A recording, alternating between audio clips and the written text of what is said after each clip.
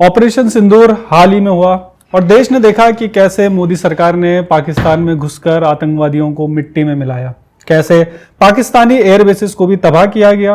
राष्ट्रीय सुरक्षा पर कैसे काम हो रहा है, यह उसका सबसे बड़ा उदाहरण है। मोदी सरकार की सर्वोच्च प्राथमिकताओं में देश की सुरक्षा रही है।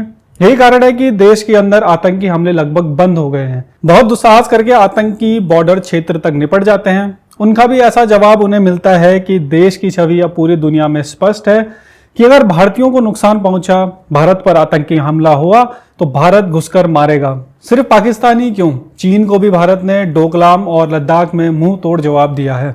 इसके अलावा बॉर्डर एरिया के इंफ्रास्ट्रक्चर पर भी तेजी से काम किया गया है। बाहरी दुश्मनों के साथ साथ देश अंदरूनी आतंकवादियों जैसे नक्सलवादियों का भी सफाया कर रहा है। कह सकते हैं कि सुरक्षा के मुद्दे पर सरकार ने जो किया है उसका कोई मुकाबला नहीं है।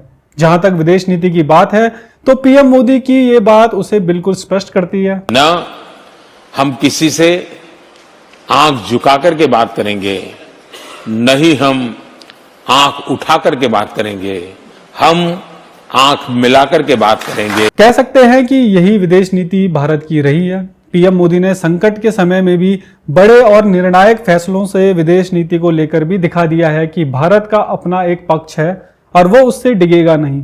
रूस यूक्रेन युद्ध के समय तमाम दबावों के बाद भी भारत रूस के खिलाफ खुलकर नहीं गया और ना ही उसके समर्थन में खुलकर गया। भारत ने यही कहा कि युद्ध नहीं होना चाहिए। इसके अलावा हमने देखा कि पिछले 11 साल में अमेरिका में 3 राष्ट्रपति रहे। सबसे पहले ओबामा थे, फिर ट्रंप आए, फिर ट्रंप के बाद बाइडेन आए और अब फिर ट्रंप। सभी से पीएम मोदी के रिश्ते अच्छे रहे। यह दिखाता है कि पीएम मोदी विदेश नीति के माहिर खिलाड़ी निकले।